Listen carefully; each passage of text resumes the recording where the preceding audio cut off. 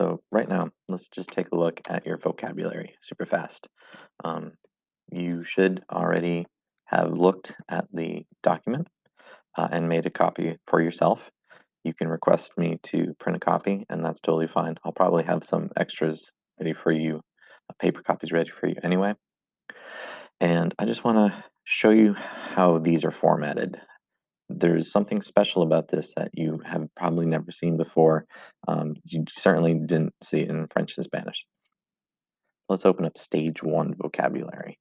And so far it looks kind of normal, right? You've got your Latin words on one side, you have your English words on the other side. But this is a special feature I want to talk to you about. It's that little number right there on the left-hand side. So what that is a frequency number. Out of the 1,000 most commonly used words in the Latin language, the ones that are numbered, the lower that they are, the more frequently they are used. So the first word, canis, meaning dog, you can see that out of all of the words, it ranks in the 1,000 most commonly used words, and it ranks at 687. So it's a fairly common word, but not as common as if you go down, you see number 2, the word est, meaning is. That's the second most commonly used word in the Latin language, in all of Latin. And it's the number 1 most commonly used verb, and you can see that it means is, which shouldn't be surprising. How often do you use the word is or am or are in a day-to-day basis? A lot. So those numbers there are to help you to prioritize what you need to study. Does that mean that you don't need to study the second word on the list, coquus, meaning cook? No, you definitely do. You have to know it, but it's not as important. It's going to show up in this stage and throughout the book, but once we leave Latin 1, you may never see it again, but you definitely will see the word est. I hope that makes sense. So the lower it is, the more commonly used it is. If it doesn't have a number, that doesn't stop you from needing to know what it means. All right. As we go through this slideshow, I'm going to say the words. I encourage you to try to say them out loud. If you're doing this at home or with people around, and you've got headphones on, and all of a sudden you start saying weird words, you might scare somebody. Also, if you're in class, in like study hall or in class and trying to do this, I encourage you to find a quiet spot where you feel comfortable with saying some words out loud. You don't have to. I encourage it. It helps to put them in your brain a little bit better. All right. Our first word here, canis. Canis means dog. You might think of words like canine, coquus. Coquus means cook. Kind of sounds like cook. We actually get the word cook from this. And cookie. Est. Est means is. Number 2, most important verb you're going to learn ever. The second most important word you're going to learn ever. He is, she is, it is, est. If you're taking French, it's the exact same thing. If you take Spanish, it's almost the same thing. Filia. Filia means daughter.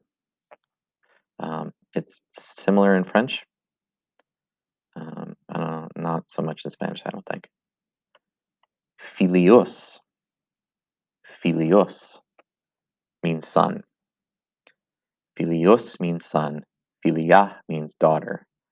Filius means son. Filia means daughter. I know you've taken French or Spanish, and so you should already be, should already have an idea that there are gendered nouns in language, and this is what's going on here.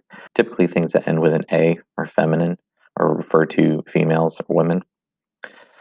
Typically, things that end with the US are masculine and refer to males or men. Hortus. Hortus is a garden. You might know the word horticulture. It's someone who takes care of garden. It's a gardener specifically who does pretty things like what's on your screen. In. In means In can also mean on. You'll figure this out by context. Laborat.